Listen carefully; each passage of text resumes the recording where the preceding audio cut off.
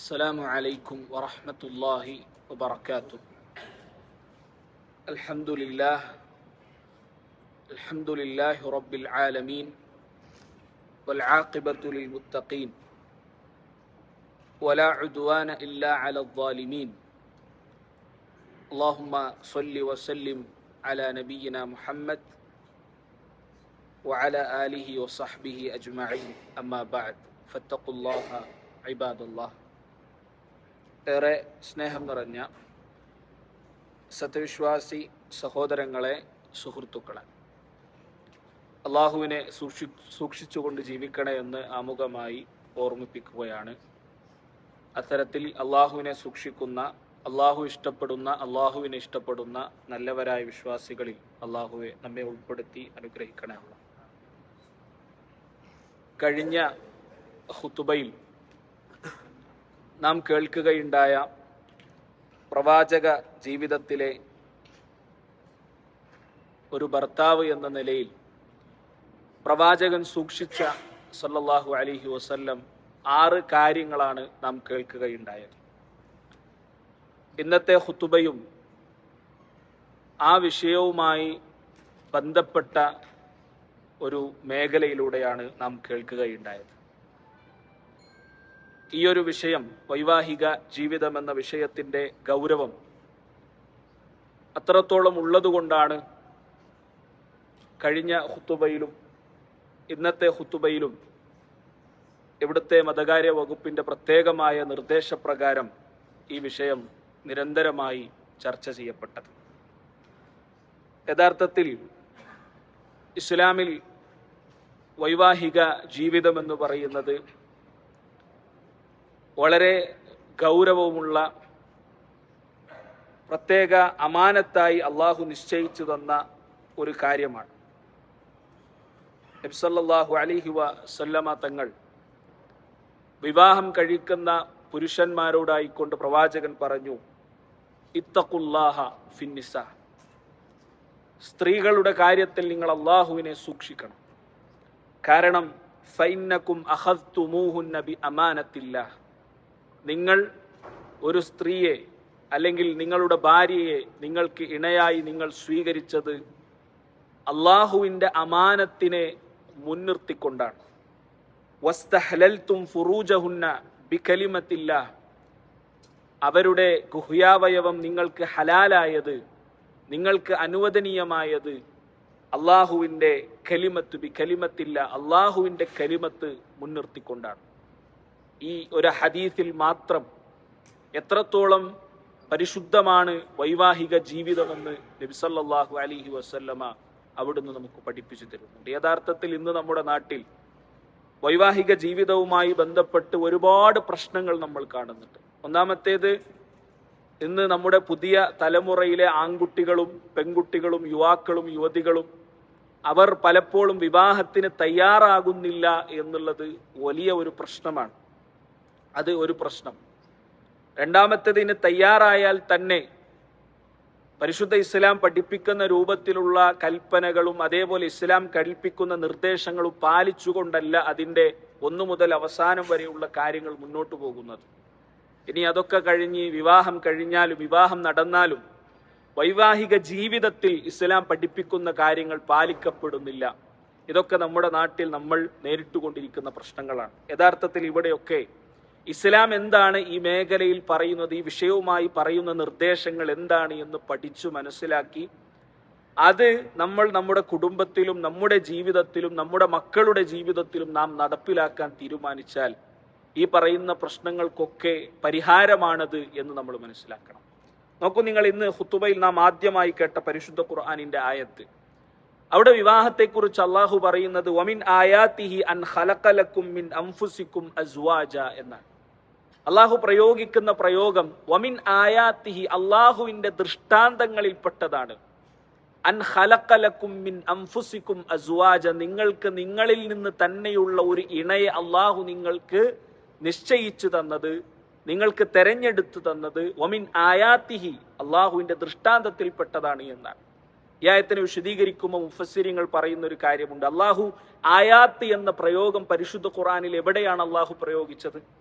നമുക്ക് കാണാം ആകാശത്തെക്കുറിച്ച് പറയുമ്പോൾ, ഭൂമിയെക്കുറിച്ച് പറയുമ്പോൾ, ഖുർആനിനെ കുറിച്ച് പറയുമ്പോൾ, അങ്ങനെ അള്ളാഹുവിന്റെ സൃഷ്ടികളെക്കുറിച്ചും അതേപോലെ അള്ളാഹുവിന്റെ കലാമായ പരിശുദ്ധ ഖുർആനിനെ കുറിച്ചും ആ ഖുർആനിന്റെ ആയാത്തുകളെ കുറിച്ച് പറയുമ്പോഴാണ് ഈ പ്രയോഗം അള്ളാഹു പ്രയോഗിച്ചത്. അപ്പോൾ വിവാഹത്തെക്കുറിച്ച് പറയുമ്പോൾ അള്ളാഹു ആയാത്തിഹി എന്ന ആ പ്രയോഗം പ്രയോഗിച്ചിട്ടുണ്ടെങ്കിൽ എത്രമാത്രം പരിശുദ്ധമാണ്, അല്ലെങ്കിൽ എത്രമാത്രം ഗൗരവമുള്ളതാണ് വൈവാഹിക ജീവിതമെന്ന് ഇതിൽ നിന്ന് മനസ്സിലാക്കാം എന്ന് പണ്ഡിതന്മാർ നമുക്ക് വിശദീകരിച്ചു തരികയാണ്. മാത്രമല്ല അള്ളാഹു പരിശുദ്ധ ഖുർആനിൽ വീണ്ടും പറയുന്നു, വിവാഹ ജീവിതം എന്ന് പറയുന്നത് ഒരു കരാറാണ്. ആ കരാറിനെ കുറിച്ച് അള്ളാഹു പറയുന്നത് മീസാഖൻ ഗലീദ, നല്ല ഗലീലായ പരുക്കനായ അല്ലെങ്കിൽ ശക്തമായ ഒരു കരാറ് എന്നാണ് അള്ളാഹു സുബ്ഹാനഹു വ തആല പറയുന്നത്. വളരെ ശക്തമായ ഒരു കരാറാണ് വൈവാഹിക ജീവിതം എന്ന് പറയുന്നത്.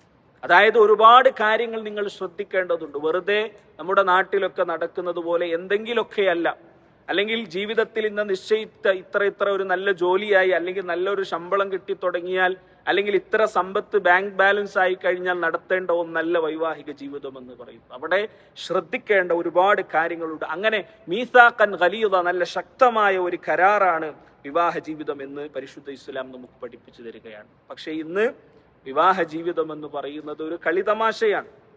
അല്ലെങ്കിൽ വിവാഹ ജീവിതം കഴിഞ്ഞാലും ആളുകൾ ഇന്ന് സോഷ്യൽ മീഡിയയിൽ കാണുന്ന ട്രെൻഡുകൾക്കനുസരിച്ചാണ് നല്ലതും ചീത്തതുമായ കാര്യങ്ങൾ തീരുമാനിക്കുന്നത്. ഇന്ന് സോഷ്യൽ മീഡിയയിലൊക്കെ ട്രെൻഡായി കിടക്കുന്ന ചില കാര്യങ്ങളുണ്ട്. ഒരു ഭർത്താവ് എങ്ങനെയാകണമെന്ന് സോഷ്യൽ മീഡിയയാണ് തീരുമാനിക്കുന്നത്. അല്ലെങ്കിൽ ഒരു ഭാര്യ എങ്ങനെയാകണമെന്ന് സോഷ്യൽ മീഡിയയാണ് തീരുമാനിക്കുന്നത്. ചില സ്വഭാവങ്ങൾ, ചില രീതികളൊക്കെ അത് ഇൻസ്റ്റഗ്രാം പോലെയുള്ള, ഫേസ്ബുക്ക് പോലെയുള്ള പ്ലാറ്റ്ഫോമുകൾ തീരുമാനിക്കുന്നു. ഇത് വായിക്കുന്നതും ഇത് കേൾക്കുന്നതുമായ യുവാക്കളും യുവതികളും അവർ വിചാരിക്കുന്നത് ഇങ്ങനെയൊന്നുമല്ല എൻ്റെ ഭർത്താവ്, അല്ലെ? ചില റെഡ് ഫ്ലാഗ് എന്ന ഒരു പ്രയോഗം ചിലപ്പോൾ സോഷ്യൽ മീഡിയ ഉപയോഗിക്കുന്ന ആളുകൾ കേട്ടിട്ടുണ്ടാകും. റെഡ് ഫ്ലാഗ്, ഗ്രീൻ ഫ്ലാഗ് എന്ന പ്രയോഗങ്ങൾ. അഥവാ റെഡ് ഫ്ലാഗ് എന്ന് പറഞ്ഞാൽ ചില സ്വഭാവങ്ങൾ അതുണ്ടെങ്കിൽ ആ ഭർത്താവ് മോശമായ ഭർത്താവാണ്, അല്ലെങ്കിൽ അത് ഒരു ഭർത്താവിൽ ഉണ്ടാകാൻ പാടില്ലാത്ത സ്വഭാവങ്ങളാണ് റെഡ് ഫ്ലാഗ് എന്ന് പറഞ്ഞാൽ. ഗ്രീൻ ഫ്ലാഗ് എന്ന് പറഞ്ഞാൽ ഒരു ഭർത്താവിൽ ഉണ്ടാകേണ്ട സ്വഭാവങ്ങൾ. വല്ലാതെ ട്രെൻഡിങ് ആയി നടക്കുന്ന സോഷ്യൽ മീഡിയ ഉപയോഗിക്കുന്ന ആളുകൾക്കറിയാം കാര്യമാണ്. അപ്പൊ ഇത് കാണുന്ന ആളുകൾ ചിന്തിക്കണം, എന്താണ്, എൻ്റെ ഭർത്താവ് ഇങ്ങനൊന്നുമല്ല, അല്ലെങ്കിൽ എൻ്റെ ഭാര്യ ഇങ്ങനെയല്ല, ഈ സ്വഭാവങ്ങളൊന്നും എൻ്റെ ഭാര്യയിലില്ല. യഥാർത്ഥത്തിൽ അവിടെ നമ്മൾ ഇസ്ലാമിന്റെ കൽപ്പനകളിലേക്ക് മടങ്ങണം എന്നുള്ളതാണ് എനിക്ക് എല്ലാവരോടും, വൈവാഹിക ജീവിതത്തിലേക്ക് പ്രവേശിച്ചവരോടും പ്രവേശിക്കാനിരിക്കുന്നവരോടും എല്ലാവരോടും പറയാനുള്ളത് അതാണ്. ഇസ്ലാമിന്റെ കൽപ്പനകളിലേക്ക് നമ്മൾ മടങ്ങുക എന്നുള്ളതാണ്. അതിൽ ഒന്നാമത്തെ കാര്യം ഇന്ന് ഖത്തീബ് പറഞ്ഞു. ഇന്ന് ഏറ്റവും കൂടുതൽ ത്വലാഖ്, വിവാഹ വിച്ഛേദനം ശക്തമായി കൊണ്ടിരിക്കുന്ന, വളരെയധികം അധികരിച്ചു കൊണ്ടിരിക്കുന്ന ഒരു സമയത്താണ് നമ്മൾ ജീവിക്കുന്നത്. നമ്മുടെ നാട്ടിലേക്ക് നമ്മൾ പോയി കഴിഞ്ഞാലും അവിടെ അത് വളരെ ശക്തമാണ്. അപ്പൊ ഈ സമയത്ത് നമ്മൾ ശ്രദ്ധിക്കേണ്ട ഏറ്റവും പ്രധാനപ്പെട്ട ഒരു കാര്യം, എന്തുകൊണ്ട് ഇത് സംഭവിക്കുന്നു? അതിന് നേരത്തെ പറഞ്ഞ അതേ കാരണമാണ്. ഇസ്ലാമിന്റെ കൽപ്പനകൾ നമ്മൾ പാലിക്കുന്നില്ല. എന്താണ് ഇസ്ലാമിന്റെ കൽപ്പന? നോക്കൂ നിങ്ങൾ, അള്ളാഹുവിന്റെ റസൂൽ സല്ലല്ലാഹു അലൈഹി വസല്ലം പറഞ്ഞു, ഒരു സ്ത്രീയെ കല്യാണം അന്വേഷിക്കുന്ന സമയത്ത് പാലിക്കേണ്ട കാര്യം, അല്ലെങ്കിൽ ഒരു പിതാവ് തന്റെ മകൾക്ക് ഒരു ഇണയെ തെരഞ്ഞെടുക്കുന്ന സമയത്ത് ഒരു പിതാവ് പാലിക്കേണ്ട മര്യാദ, ഇത് രണ്ടും റസൂലുള്ളാഹി സ്വല്ലല്ലാഹു അലൈഹി വസല്ലം പഠിപ്പിച്ചു. ആദ്യം നബി തങ്ങൾ പറഞ്ഞു, തുൻകഹുൽ മർഅതു ലിഅർബ, ഒരു പെണ്ണ് കല്യാണം കഴിക്കപ്പെടുന്നത് അല്ലെങ്കിൽ നിക്കാഹ് ചെയ്യപ്പെടുന്നത് 4 കാര്യങ്ങൾക്ക് വേണ്ടിയാണ്. ലിമാലിഹ വലിഹസബിഹ വലിജമാലിഹ വലിദീനിഹ, അവളുടെ സമ്പത്ത്, അല്ലെങ്കിൽ അവളുടെ കുടുംബം, അല്ലെങ്കിൽ അവളുടെ ഭംഗി, അവളുടെ ദീൻ, ഈ 4 കാര്യങ്ങൾ മുൻനിർത്തിക്കൊണ്ടായിരിക്കും കല്യാണങ്ങൾ നടക്കുന്നത്. പക്ഷേ ഫദ്ഫർ ബിദാത്തി ദീൻ, ദീനുള്ള ഒരാൾക്ക് നീ മുൻഗണന നൽകണം, പ്രാധാന്യം നൽകണം എന്ന് റസൂലുള്ളാഹി സ്വല്ലല്ലാഹു അലൈഹി വസല്ലം പഠിപ്പിച്ചു. നമ്മൾ എത്ര ആളുകൾ ഇന്ന് നമ്മുടെ സമൂഹത്തിൽ നടക്കുന്ന വിവാഹങ്ങളിൽ ഇത് എത്രത്തോളം പാലിക്കപ്പെടുന്നുണ്ട്? ഈ ദീന് അല്ലാത്ത ബാക്കി 3 കാര്യങ്ങൾക്കും പ്രാധാന്യം നൽകുന്നുണ്ട് എന്ന് പറഞ്ഞാലാകും അതിന്റെ ശരി. ഭംഗി, സമ്പത്ത്, കുടുംബം, ഇതിന് 3നും വലിയ പ്രാധാന്യമാണ്. ദീനിന് എത്രത്തോളം പ്രാധാന്യമുണ്ട്? ദീനിന് പലപ്പോഴും പ്രാധാന്യം നൽകുന്നില്ല. ഇനി നൽകുകയാണെങ്കിൽ തന്നെ ഏറ്റവും അവസാനം ഈ ആദ്യം പറഞ്ഞ 3 കാര്യങ്ങളും ഓക്കെ ആണെങ്കിൽ പിന്നെ 4ാമതാണ് ദീനിന് ഒരു പ്രാധാന്യമായി നൽകുന്നത് എന്ന് നമുക്ക് മനസ്സിലാക്കാൻ കഴിയും. അതുകൊണ്ട് വളരെ ഗൗരവത്തോടു കൂടി അതിനെ കാണുക. ഇനി ഒരു പെൺമക്കളുള്ള ഉപ്പമാരോട് റസൂലുള്ളാഹി തങ്ങൾ പറഞ്ഞു, ഇദാ ഖതബ ഇലൈക്കും മൻ തർലൗന ദീനഹു വ ഖുലുഖഹു, നിങ്ങൾക്ക് ഒരു കല്യാണാലോചന, നിങ്ങളുടെ മകൾക്ക് ഒരു കല്യാണാലോചന വരുന്നു. ആ ആലോചന വരുന്ന സമയത്ത് ആരാണോ വരനായി വരുന്നത് അവന്റെ ദീൻ അതേപോലെ തന്നെ സ്വഭാവം നിങ്ങൾക്ക് തൃപ്തികരമായ അവസ്ഥയിലാണെങ്കിൽ ഫസവ്വിജൂഹു, നിങ്ങൾ കല്യാണം കഴിപ്പിച്ചു കൊടുക്കണം എന്ന് റസൂലുള്ളാഹി സ്വല്ലല്ലാഹു അലൈഹി വസല്ലം പഠിപ്പിച്ചു. എത്രത്തോളം ഇത് നമ്മുടെ നാട്ടിൽ ഇന്ന് ശ്രദ്ധിക്കപ്പെടുന്നുണ്ട്. പലപ്പോഴും ജോലി, സ്റ്റാറ്റസുകൾ, പോസ്റ്റുകൾ, സാലറി, അങ്ങനെയുള്ള പല കാര്യങ്ങളുമാണ് നോക്കുന്നത്. അതൊന്നും നോക്കണ്ട എന്ന് ഇസ്ലാം എവിടെ പറഞ്ഞിട്ടില്ല. പക്ഷേ അത് നോക്കുകയും ദീനിന് ഒരു പ്രാധാന്യം നൽകുന്നില്ല. ദീനിനെ കുറിച്ചുള്ള അന്വേഷണങ്ങളില്ല. 5 വക്ത് പള്ളിയിൽ ജമാഅത്തായി നിസ്കരിക്കുന്ന ആളാണോ, ഫജ്റിന് പള്ളിയിലേക്ക് പോകാറുണ്ടോ, താടിയുണ്ടോ, ഡ്രസ്സിന്റെ അവസ്ഥ എന്താ, അങ്ങനെയുള്ള ദീനിന്റെ അടിസ്ഥാനപരമായ ഒരു കാര്യം ശ്രദ്ധിക്കുന്നില്ല. പിന്നെ എങ്ങനെയാണ് ആ കല്യാണ ജീവിതത്തിൽ, വൈവാഹിക ജീവിതത്തിൽ ബറക്കത്തും ഖൈറും ഉണ്ടാകുന്നത് എന്ന് നാം ഓരോരുത്തരും ശ്രദ്ധിക്കേണ്ടതുണ്ട്. ഇതാണ് ഒന്നാമത്തെ കാര്യം എന്നുള്ളത്. രണ്ടാമത്തെ കാര്യം, പരസ്പരമുള്ള ബാധ്യതകൾ തിരിച്ചറിയുന്നില്ല. ഭാര്യക്ക് ഭർത്താവിനോടും ഭർത്താവിന് ഭാര്യയോടുമുള്ള ബാധ്യതകൾ തിരിച്ചറിയണം. ഭാര്യ ഭർത്താവിനോട് മാത്രമല്ല, അല്ലെങ്കിൽ ഭർത്താവ് ഭാര്യയോട് മാത്രമല്ല ഇസ്ലാമിൽ ബാധ്യതകളുള്ളത്. പരസ്പരം കൈമാറേണ്ട ബാധ്യതകൾ നാം തിരിച്ചറിയേണ്ടതുണ്ട്. റസൂലുള്ളാഹി സ്വല്ലല്ലാഹു അലൈഹി വസല്ലം പറഞ്ഞു, അലാ ഇന്നലക്കും അലാ നിസാഇക്കും ഹഖ്ഖ, നിങ്ങളുടെ ഭാര്യമാരോട് നിങ്ങൾക്ക് ചില ബാധ്യതകളുണ്ട്. നിങ്ങളുടെ ഭാര്യമാർക്ക് നിങ്ങളോട് ചില ബാധ്യതകളുണ്ട്. അതേപോലെ തന്നെ റസൂലുള്ളാഹി സ്വല്ലല്ലാഹു അലൈഹി വസല്ലം ഭാര്യമാരോടായിക്കൊണ്ട് പറഞ്ഞു, നിങ്ങളുടെ ഭർത്താക്കന്മാരോട് നിങ്ങൾക്കും ചില ബാധ്യതകളുണ്ട്. പരസ്പരം നിങ്ങൾക്ക് ബാധ്യതകളുണ്ട്. ആ ബാധ്യതകൾ നിങ്ങൾ പാലിക്കണമെന്ന് റസൂലുള്ളാഹി സ്വല്ലല്ലാഹു അലൈഹി വസല്ലം പറഞ്ഞു. യഥാർത്ഥത്തിൽ അള്ളാഹുവിന്റെ റസൂൽ വൈവാഹിക ജീവിതത്തെ ഒരു സാലിഹത്തായ ഒരു ഭാര്യ ഒരാൾക്ക് ലഭിക്കുന്നതിന് റസൂലുള്ളാഹി തങ്ങൾ ഉപമിച്ചത് ഹദീസുകളിൽ നമ്മൾ കണ്ടു കഴിഞ്ഞാൽ റസൂലുള്ളാഹി തങ്ങൾ പറഞ്ഞു, മിൻ സആദത്തി ഇബ്നു ആദമ സലാസത്തുൻ, അല്ലെങ്കിൽ മിൻ സആദത്തി റജുലി ഫിദ്ദുനിയ സലാസത്തുൻ, ഒരു മനുഷ്യന് ദുനിയാവിൽ ലഭിക്കുന്ന സൗഭാഗ്യങ്ങൾ 3 എണ്ണമാണ് എന്നാണ് റസൂലുള്ളാഹി സ്വല്ലല്ലാഹു അലൈഹി വസല്ലം. 3 കാര്യങ്ങളാണ് ഒരു ദുനിയാവിൽ ലഭിക്കുന്ന സൗഭാഗ്യങ്ങൾ. എന്താണ് അതിലൊന്ന്? അൽ മർഅത്തു സാലിഹ. ഒന്നാമത് റസൂലുള്ളാഹി തങ്ങൾ പറഞ്ഞത്, ഒരു സാലിഹത്തായ ഒരു ഭാര്യ, ഒരു പെണ്ണ് നിന്റെ ഭാര്യയായി ഉണ്ടെങ്കിൽ അത് നിന്റെ സൗഭാഗ്യമാണ് എന്ന് റസൂലുള്ളാഹി തങ്ങൾ എണ്ണുകയാണ്. രണ്ടാമത്തത് വൽ മസ്കനു സാലിഹ്, ഒരു നല്ല താമസിക്കാനുള്ള ഇടം, അല്ലെങ്കിൽ വൽ മർക്കബു സാലിഹ്, അതേപോലെ 3 യാത്ര ചെയ്യാൻ സൗകര്യമുള്ള ഒരു വാഹനം. ഇത് 3 ഉണ്ടെങ്കിൽ സആദത്തി ദുനിയ എന്ന് റസൂലുള്ളാഹി അലൈഹി വസല്ലം പറഞ്ഞു. പ്രവാചകൻ പറഞ്ഞു, അതേപോലെ തന്നെ വമിൻ ശഖ്വതി ഇബ്നു ആദം, ഷഖാവത്തി ഇബ്നു ആദം, സൗഭാഗ്യം അതിന്റെ നേരെ ഓപ്പോസിറ്റ്, ദൗർഭാഗ്യത്തിൽപ്പെട്ടതാണ് അൽ മർഅത്തു സൂ, ഒരു മോശമായ ഒരു പെണ്ണ്, സാലിഹത്തല്ലാത്ത ഒരു ഭാര്യ ഉണ്ടെങ്കിൽ അത് നിന്റെ ദുനിയാവിലെ ദൗർഭാഗ്യമായിരിക്കും. എത്ര സമ്പത്തുണ്ടായിട്ടും, എത്ര സാലറി ഉണ്ടായിട്ടും, എത്ര വലിയ പോസ്റ്റിലായിട്ടും കാര്യമില്ല, എത്ര സൗകര്യങ്ങൾ ഉണ്ടായിട്ടും കാര്യമില്ല. ദുനിയാവിലെ ജീവിതം അത് ദൗർഭാഗ്യകരമായിരിക്കും. പുറത്ത് കാണിക്കാനൊക്കെ പലപ്പോഴും അഡ്ജസ്റ്റ്മെന്റുകളൊക്കെ ഉണ്ടാകും, പക്ഷേ ജീവിതം എന്ന് പറയുന്നത് അത് പലപ്പോഴും ദൗർഭാഗ്യത്തിലായിരിക്കും. അപ്പൊ അവിടെ ശ്രദ്ധിക്കേണ്ട കാര്യങ്ങൾ പലപ്പോഴും നമ്മൾ ശ്രദ്ധിക്കുക എന്നുള്ളതാണ്. നാലാമത്തേത്, പല കാര്യങ്ങളും അഡ്ജസ്റ്റ്മെന്റുകൾ ചെയ്യാൻ തയ്യാറാകുന്നില്ല എന്നുള്ളത് വലിയ പ്രശ്നമാണ്. നമ്മൾ പഠിച്ചു മനസ്സിലാക്കി, അല്ലെങ്കിൽ നമ്മൾ കേട്ട കാര്യങ്ങൾ കഴിഞ്ഞ ഖുതുബയിൽ നാം കേട്ടു. റസൂലുള്ളാഹി സ്വല്ലല്ലാഹു അലൈഹി വസല്ലമയുടെ വളരെ മനോഹരമായ ചില ഉദാഹരണങ്ങൾ നാം കേൾക്കുകയുണ്ടായി. അപ്പൊ അത് ജീവിതത്തിൽ അഡ്ജസ്റ്റ്മെന്റുകളും അതേപോലെ തന്നെ ശ്രദ്ധിക്കേണ്ട കാര്യങ്ങളുമൊക്കെ പരസ്പരം ശ്രദ്ധിക്കണം. നബി സല്ലല്ലാഹു അലൈഹി വസല്ലമയുടെ ഒരു ഹദീസ് ഇന്ന് നാം ഖുതുബയിൽ കേൾക്കുകയുണ്ടായി. നബി തങ്ങൾ പറഞ്ഞു, ലാ യഫ്റുഖു മുഅ്മിനുൻ മുഅ്മിന, ഒരു മുഅ്മിനായ മനുഷ്യൻ, മുഅ്മിനായ പുരുഷൻ മുഅ്മിനത്തായ തന്റെ ഭാര്യയോട് ഒരിക്കലും ദേഷ്യപ്പെടാൻ പാടില്ല. ഒരു വെറുപ്പ് മനസ്സിൽ ഒരിക്കലും ഉണ്ടാകാൻ പാടില്ല. ചെറിയതാവട്ടെ വലിയതാവട്ടെ എന്ത് കാര്യങ്ങൾക്കും പരസ്പരം വെറുപ്പ് ഉണ്ടാകാൻ പാടില്ല. എന്നിട്ട് നബി തങ്ങൾ പറഞ്ഞു, ഇൻ കരിഹ മിൻഹാ ഖുലുഖൻ റളിയ മിൻഹാ ആഖർ, എന്താണ്, ഒരു സ്വഭാവം വെറുക്കാൻ കാരണമായി, ഒരു സ്വഭാവം കാരണം ഭാര്യയെ വെറുക്കാൻ സാധ്യതയുള്ള ഒരു സ്വഭാവം ഉണ്ടെങ്കിൽ റളിയ മിൻഹാ ആഖർ, തൃപ്തിപ്പെടാനുള്ള വേറെ സ്വഭാവങ്ങൾ ഉണ്ടാകും, അത് കാരണം തൃപ്തിപ്പെടണമെന്നാണ് നബി സല്ലല്ലാഹു അലൈഹി വസല്ലമ തങ്ങൾ പഠിപ്പിക്കുന്നത്. അതുകൊണ്ട് ഈ കാര്യങ്ങളൊക്കെ നമ്മൾ ശ്രദ്ധിക്കുക എന്നുള്ളതാണ്. അതേപോലെ ത്വലാഖ് എന്ന് പറയുന്നത്, വിവാഹ വിച്ഛേദനം എന്ന് പറയുന്നത് ഇസ്ലാം ഹലാലാക്കിയ കാര്യമാണ്. അത് പ്രത്യേക സാഹചര്യങ്ങളിൽ അതിന്റെ കാരണങ്ങൾ ഒത്തുവന്നാൽ അവിടെ മസ്അലകളും ചർച്ചകളൊക്കെ വേറെയുണ്ട്. പക്ഷേ അതൊരു കളി തമാശയല്ല. നമ്മൾ വിചാരിക്കുന്നത് പോലെ എല്ലാ കാര്യങ്ങളും നടന്നുകൊള്ളണമെന്നില്ല. ചില കാര്യങ്ങളൊക്കെ നമ്മൾ കണ്ടറിഞ്ഞ് പരസ്പരം സഹകരിച്ചുകൊണ്ടായിരിക്കണം വിവാഹ ജീവിതത്തിൽ മുന്നോട്ട് പോകേണ്ടത് എന്നുള്ളതാണ്. അതേപോലെ തന്നെ ബാധ്യതകൾ നമ്മൾ പ്രത്യേകം ശ്രദ്ധിക്കുക. അതേപോലെ നമ്മുടെ സ്വഭാവം നമ്മൾ നന്നാക്കുക. പരസ്പരം ഭാര്യ ഭർത്താവിനോടും ഭർത്താവ് ഭാര്യയോടുമുള്ള പെരുമാറ്റങ്ങൾ നന്നാക്കുക. നബി സല്ലല്ലാഹു അലൈഹി വസല്ലം പറഞ്ഞു, ഖൈറുക്കും ഖൈറുക്കും ലി അഹ്ലിഹി. വളരെ മനോഹരമായ ഒരു ഹദീസാണ്, നമ്മൾ പലപ്പോഴും കേൾക്കാൻ സാധ്യതയുള്ള ഒരു ഹദീസ്. ഖൈറുക്കും, നിങ്ങളിൽ ഏറ്റവും ഉത്തമനാരാണ്? ഖൈറുക്കും ലി അഹ്ലിഹി, നിങ്ങളുടെ വീട്ടുകാരോട് ഏറ്റവും നല്ല രൂപത്തിൽ പെരുമാറുന്നവനാണ്. നാട്ടുകാർക്കൊക്കെ നല്ല അഭിപ്രായമാണ് നമ്മൾ വീട്ടിലേക്ക് പോയാൽ. അപ്പോൾ നമുക്ക് നല്ല ഗുഡ് കണ്ടക്ട് സർട്ടിഫിക്കറ്റ് നൽകേണ്ടത് നമ്മുടെ ഭാര്യയാണ്, അല്ലെങ്കിൽ നമ്മുടെ ഉപ്പയും ഉമ്മയും എല്ലാവരും ഇതിൽ പെടുന്നുണ്ട് എന്നുള്ളതാണ് ഉലമാക്കൾ പറയുന്നത്. ഏതായാലും ഇവിടെ വിഷയവുമായി ബന്ധപ്പെടുമ്പോൾ ഭാര്യ നല്ലതാണോ ചീത്തതാണോ, നമ്മുടെ സ്വഭാവം എന്താണ് എന്ന് നാട്ടുകാർ മാത്രമല്ല, നാട്ടുകാർക്കൊക്കെ നല്ല അഭിപ്രായമാണ്, ഭാര്യയ്ക്ക് വളരെ മോശം അഭിപ്രായമാണെങ്കിൽ നബി സല്ലല്ലാഹു അലൈഹി വസല്ലം പറയുന്നത് ഖൈറുക്കും, നിങ്ങളിൽ ഉത്തമൻ, ഖൈറുക്കും ലി അഹ്ലിഹി, നിങ്ങളുടെ വീട്ടുകാരോട് നല്ല രൂപത്തിൽ പെരുമാറുന്നവനാണ്. വാന ഖൈറുക്കും ലി അഹ്ലി. നോക്കൂ, നിങ്ങൾ നബി സല്ലല്ലാഹു അലൈഹി വസല്ലം വെറുതെ പറയല്ല, നിങ്ങൾ അങ്ങനെ ആകണമെന്ന് പറയല്ല. നബി തങ്ങൾ വാന ഖൈറുക്കും ലി അഹ്ലി, നിങ്ങളിൽ ഏറ്റവും കൂടുതൽ എൻ്റെ വീട്ടുകാരോട് നല്ല രൂപത്തിൽ പെരുമാറുന്നവൻ ഞാനാണ്.